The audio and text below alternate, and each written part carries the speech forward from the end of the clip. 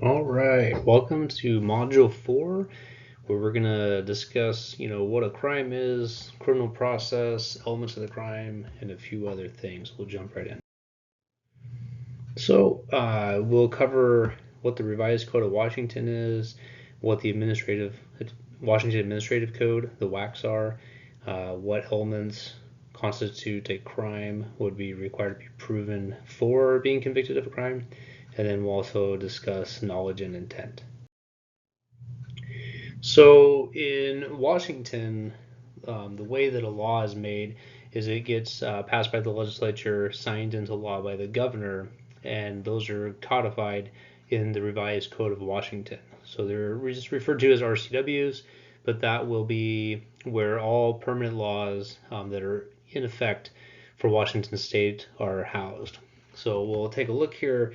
Where do you find RCWs? How do you look them up? How do you interpret them? What do they mean? So RCWs are organized by title, chapter, and by sections. So think of it in the title being the most broad general topic of what a law would be.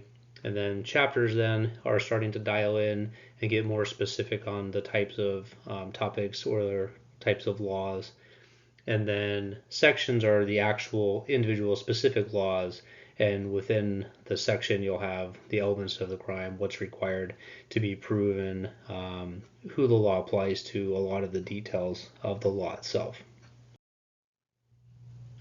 So you can see here some examples of when you go online to look up an RCW. Title 46 is the motor vehicle chapter, or the motor vehicle title. And then when you get into the chapters, you can see here 4601, Department of Licensing, there's definitions all the way through. You can get down to 4661, which is the rules of the road. That's where all of your motor code driving laws like speeding and DUI and reckless driving, all those are going to be found in 4661. So then you'll see the sections there under 4661, the individual specific laws. So why you have to obey a traffic control device, or what the traffic control legend means, lane direction controls, that type of stuff. So then we can select one specific section, which the one on example here is reckless driving. So 4661-500 would be the RCW. If you were being arrested for reckless driving, that's the citation that would be on the report from the officer, and then it explains in detail what is the elements of those crimes. So if you are being convicted or tried for reckless driving, what does the state have to prove, and what could your possible defense be? So RCWs then, they have to be passed by the legislature to be a law. They provide a description of what is either required of the public to do, or also what is prohibited. So most of the laws are going to say that it's a prohibition on a certain type of act.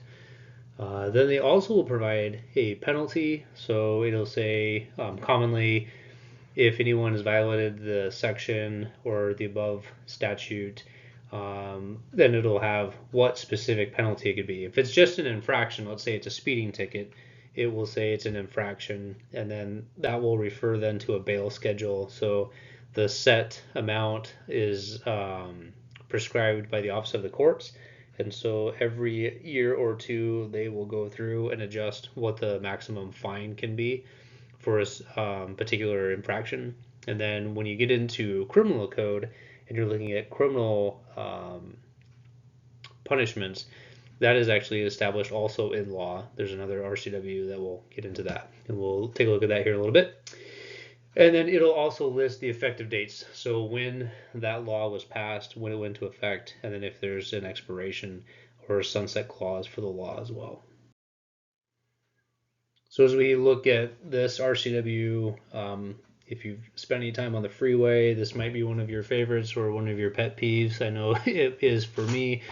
But 4661-100, keep to the right except when passing. So when we look at the requirements, there's quite a few requirements, and it also lists exceptions. So it's saying that any roadway with sufficient width for a vehicle, you have to drive on the right-hand side of the right half of that roadway. And then it gives you some further instructions if the roadway is divided into multiple lanes, which lanes you can drive in, which one's the passing only lane. If there's multiple lanes all going in the same direction, or if there's one lane in each direction. It gives you all these different types of exceptions and requirements. So all of the RCWs are going to explain what the requirements are of that law. And then we'll skip to the next section. We'll talk about penalties.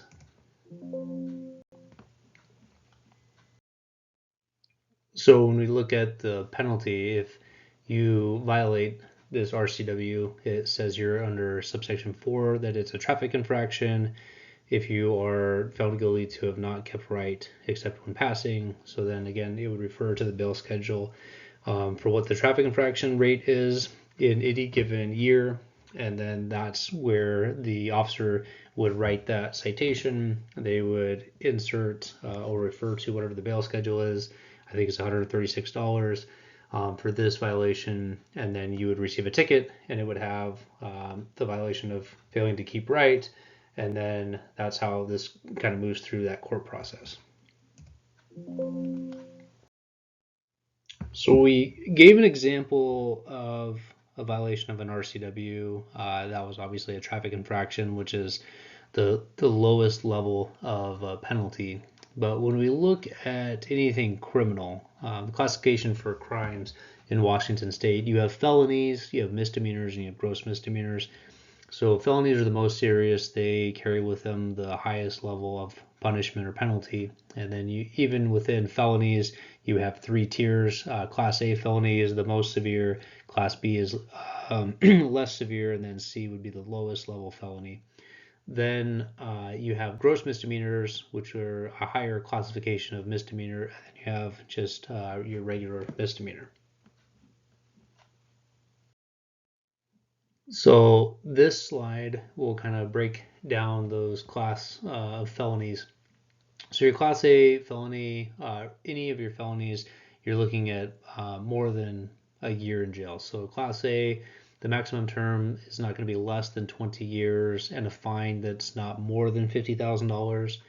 A Class B, your max term is not going to be more than 10 years and the fine cannot be more than $20,000. And then Class C, your max term is not more than 5 years and a fine not more than $10,000. One interesting note here, though, this is classification of a felony, but you might have and commonly will see when somebody's arrested for one felony, they in fact have committed several other felonies within that same general incident. So you might have a robbery and then there's an assault, and then the suspect might try to flee from the police when they are responding to the incident. So then you might have additional felonies, and it might be all different classifications. And so that's really where the prosecutor and the defense attorney, if there's any kind of deal to be made, they might move the classification of the felonies lower or higher depending on the context of the situation and the scenario. So the fines and the total confinement can be kind of moved up and down depending on what type of crime you're looking at, but you also might look at running sentences concurrent or consecutive. So a consecutive might be you have to run the first 5 years for the first felony, and then at that time the next felony charge starts its term. Whereas concurrent means that they're all the charges are running at the same time. So if it was the assault and the robbery, if you got, let's say, 5 years for those, that those would be just the same 5 years, not 5 years for the first one and then 5 years for the second. So that's where a lot of these charges and timelines can get very complicated and confusing. And then at the lower level, you have your misdemeanors and gross misdemeanors. So the difference between misdemeanors, obviously, there are lower durations of jail time, but you're also going to spend, typically those are in a county jail or maybe a municipal jail, whereas your felonies, you're going to go to a state prison. If you're charged federally, you go to a federal prison. But the building, the level of security are going to be dramatically different if it's a misdemeanor that you'd be incarcerated for versus a felony. So your gross misdemeanor, your maximum amount of jail time would be 364 days, so 1 day shy of a year, and then your fine not more than $5,000. Your misdemeanor not more than 90 days, and a fine of not more than $1,000. Same type of thing actually applies here, where you could be found guilty of multiple gross misdemeanors or misdemeanors, and they could run consecutive or concurrent. Again, it depends in the type of sentencing structure and the types of crimes committed. So it kind of begs the question then, who decides the punishment? Well, the punishment for all of the crimes are already prescribed in RCW, and 992 is the punishment RCW title and chapter, and then 9A20 has the classifications of crimes. So the felony, misdemeanor, those classifications are actually provided by you or for you in statute. So we've covered, basically what an RCW is, how it provides the requirements of law within the section, if violated, what the penalties would be. But then we have to take a look at what's the statute of limitations. So what that means is when the crime is committed, how long does the state, and what I mean by state is the government, how long does the state have to bring charges against the person that allegedly committed the crime? So it varies, and it varies on the type of crime that was committed. So you can see here on the far left, for crimes such as murder, arson, vehicular homicide, hit and run where a death occurred, rape, first and second, and I put the caveat in there, it really does depend on the victim's age, if it will qualify. The rape of a child first through third, sexual misconduct with a child molestation, custodial sexual misconduct. Those crimes all fall under a statute of limitation where there is no limit, meaning if there's any evidence ever discovered, or if the suspect is eventually identified to have committed any of these crimes, the state can charge that person with that crime at any point in time. It could be 50 years, 70 years, 100 years later, and they could, if the person is still alive, bring charges against that person. That's the only category where there's no time limit. So then we move over to the right there, and you can see the statute of limitation being 20 years for these types of crimes. So rape first and second degree, indecent liberties, those can be prosecuted up to 20 years, but not more than 20 years. Then the next category is 10 years after commission. That's any felony by a public officer in connection with their official duties. And arson, the arson here would be that nobody died as a result, whereas in the first category, somebody had to have died in the arson, and then that qualifies for no statute of limitations. Rape third, attempted murder, trafficking. There's a large number of sex offenses, and it gets very detailed in the RCW on the victim age and what will qualify or not qualify. Then you have another category of 5 years. That's any Class C felony, and there's some more prescribed requirements there under the 9A04080. And then you have any other felony not more than 3 years after it's committed for the statute of limitation there.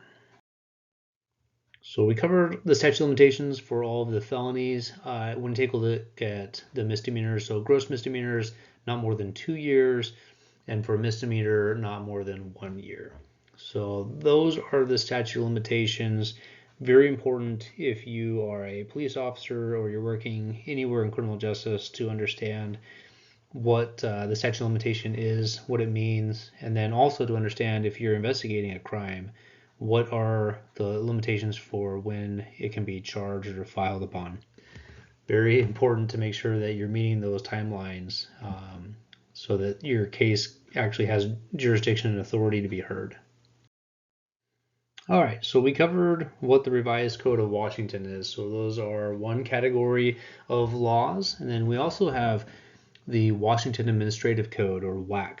And WACs are different than RCWs in that the majority of WACs are actually regulations on executive branch agencies. So agencies are prescribed specific things that they are either defining their authority or explaining that this is this agency's duties to fulfill, or it might even get into a little bit of policy telling or describing how a specific agency is going to perform certain functions.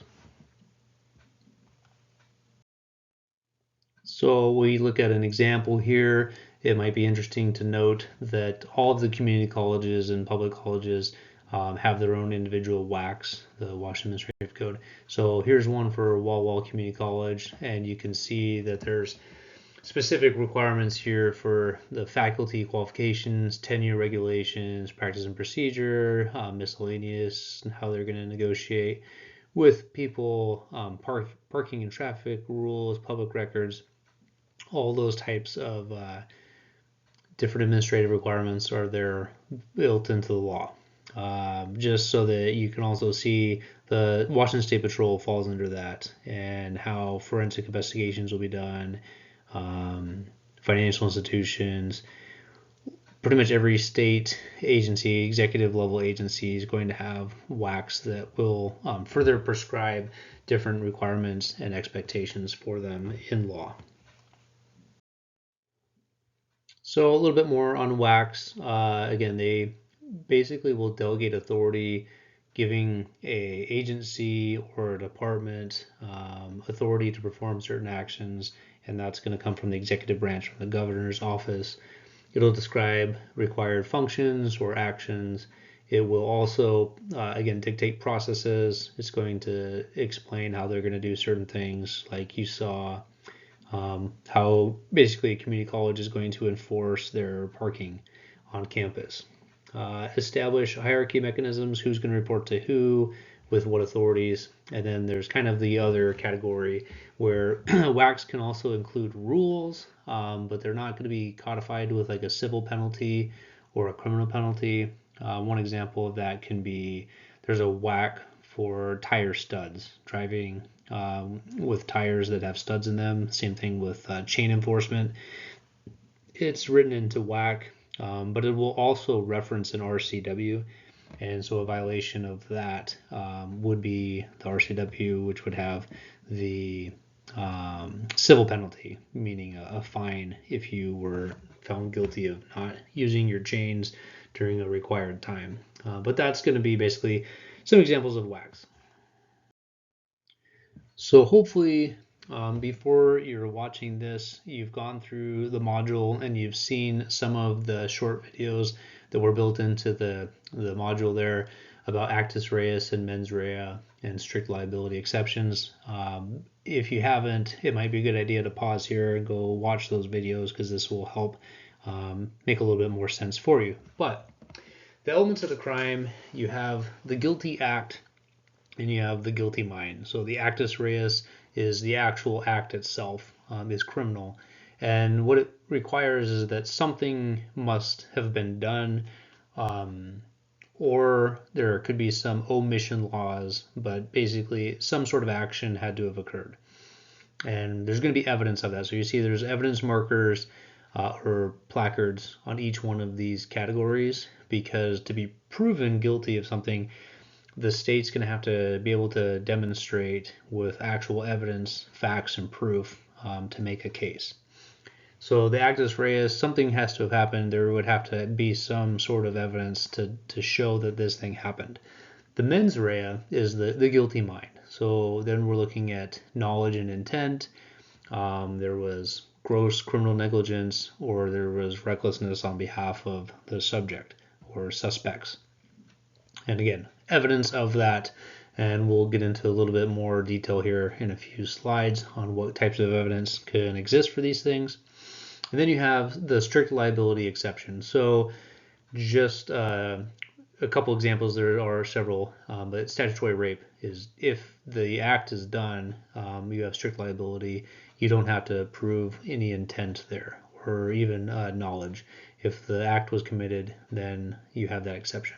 And most possession crimes would fall in that. Obviously, if you watch the module, Washington State is also kind of slightly unique there with the Blake decision, where possession crimes for drug possession, simple drug possession in Washington State, has become much more difficult to prove because now you actually do have to prove knowledge.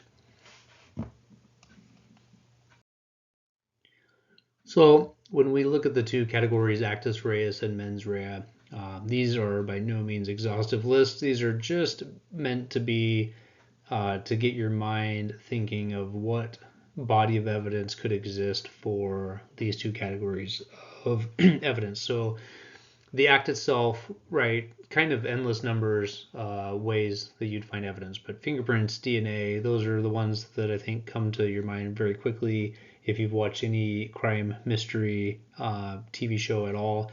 There's always DNA or fingerprints that can be lifted, but much more commonplace in real life is video. You have some video, be that like a Ring door cam video, or dash cameras are becoming much more prevalent. There's, transfer of evidence, footprints, but really there's endless possibilities that can exist for the proving that the act occurred. If you're looking at more like digital forensics, that could be GPS records off of your cell phone, phone calls, text messages, photos, computer evidence that might be left behind. And then we get to mens rea, so the guilty mind. Intentionally fighting, if you can prove that they bathed the fist, they took the fighting stance, and they engaged in that, you can start to demonstrate the guilty mind. Choosing to drive after someone had been drinking, to reach for the keys out of the bowl, and to start making conscious decisions to do some of these things. Proving recklessness can also be one of those things. The willful and wanton disregard for the safety of others is one of the legal prongs there. So just to get your mind kind of percolating in some of the ways that you could obtain evidence in these two different categories. So we're going to investigate a crime. How do I find the elements of a crime? What do I even start to look at? Well, we're going to cover that. And the most important thing is to, number one, know if a crime was committed. But you'll know that by going to the Revised Code of Washington, looking at the law to see if there actually is a crime against that, and it will then prescribe what is the elements of that crime. So we'll look at this RCW here, 9A 36011, assault in the first degree. So let's say we're investigating an assault. We know that there's different degrees of assault.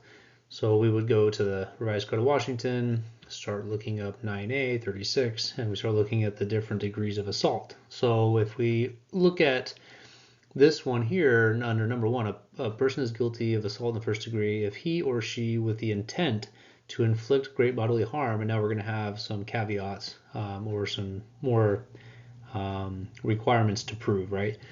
So we're looking at A, assault another with a firearm or any deadly weapon by force or means likely to produce great bodily harm or death.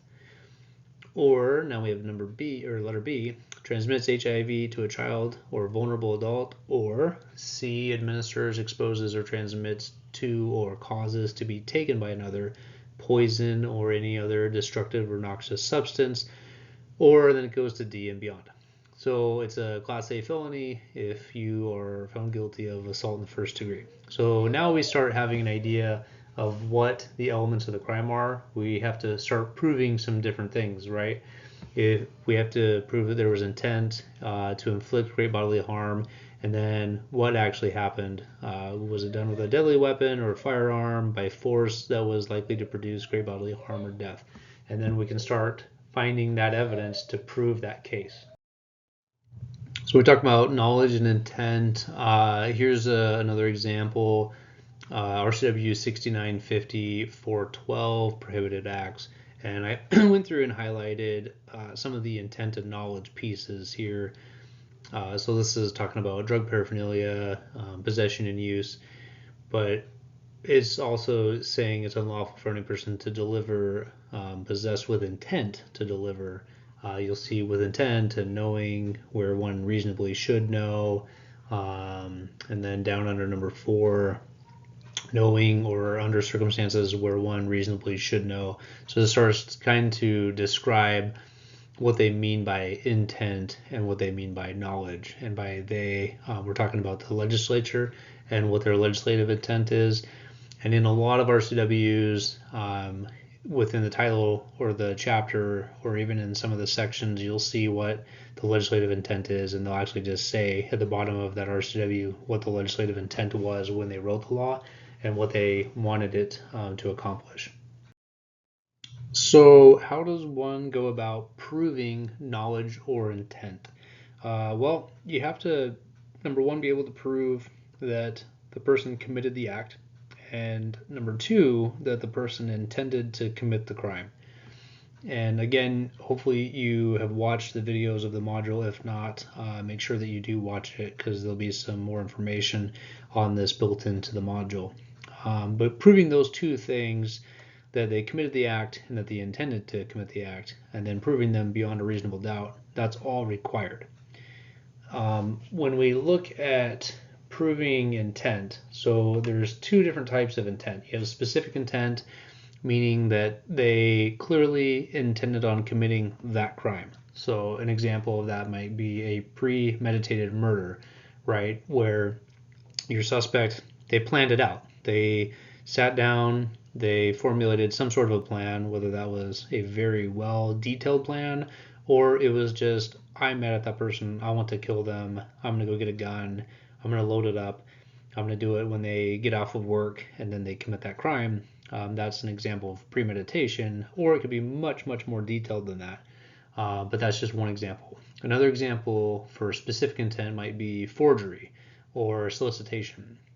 Like forgery, they took steps and made a plan specifically on attempting to forge a document, or they intended to solicit a prostitute for obvious reasons. So then you also have the other category of intent being general intent. That just means that they meant on committing the act. And so there's a lot more laws that will fall under that category of intent. And there, the state only has to prove that the act was committed. And by doing that, that proves the intent. So an example of that would be DUI. They intended on driving and they had been drinking. So the simple fact of them being caught driving after they've consumed alcohol or drugs proves the general intent. Assault, most assault cases will fall into that category as well, and rape cases would be another example of that general intent. So now we kind of have that better idea of specific intent and general intent, but when you're looking at, from a law enforcement perspective, how does anybody prove intent? It sounds kind of hard, and it can be, but you also don't have to overthink it. If you can find evidence of the suspect taking a substantial step towards the commission of that crime or the act, like I said, going to go get the gun, purchasing a gun, loading the gun, even just drawing the gun and pointing it can be the completion of tasks which demonstrates intent. Aiming the gun, purchasing items. If you went to the hardware store and you bought a rope and you bought a shovel and lye, or a saw to maybe cut up somebody's body, like those obviously would demonstrate to a significant degree intent in the actions and premeditation. Other examples, you might look at somebody's Google history and they might have done research on how to do that specific crime or try to get away with it. Statements are another way to gather evidence. Statements that maybe somebody made at the time of the crime, like, I hate you so much, I want you to die, as they're punching them, that would also show intent. statements like, you never loved me, I hope you pay for this. There's a million types of statements that could be made by a perpetrator while they're committing a crime, or even statements made after, I'm so sorry, I really only meant to do this.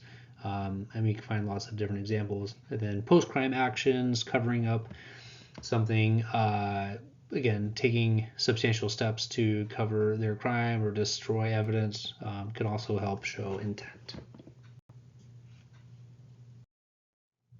So proving knowledge is slightly different than intent. Knowledge, you're going to have to demonstrate that the person had the ability or the capacity to think. We looked at a couple examples in RCW where it spoke to a reasonable person would know or have knowledge, or reasonableness is built in. So would a reasonable person believe that that level of assault would cause substantial bodily injury or death? If you are, stomping somebody's head with a steel-toed boot, a reasonable person would, likely understand that that's going to cause significant injury or death. So that's where, if they were alert, they understood that they were stomping that person. It wasn't, them having some sort of a chemical reaction to something, or like epileptic seizure or something like that. They actually were in control of their faculties when the crime was being committed. Then a reasonable person should have known. Again, we talk about attempts to cover up the crime. That would also show knowledge, because they would understand that what they've done is going to be discovered, and they're making now attempts to try to hide that. Attempts to avoid suspicion or being caught, same type of concept there. Prior history for that type of behavior or arrest. They obviously, if they've committed that crime before, they've gone through the process, they know well then what they have done or what they're doing is wrong. Interviews, again, statements, either by the suspect or witnesses that were involved. Posted signs, depending again what kind of law you're dealing with, you might very well see the perpetrator committing the crime in an area that has signage that prohibits that activity. That could be gun-free zones, drug-free zones.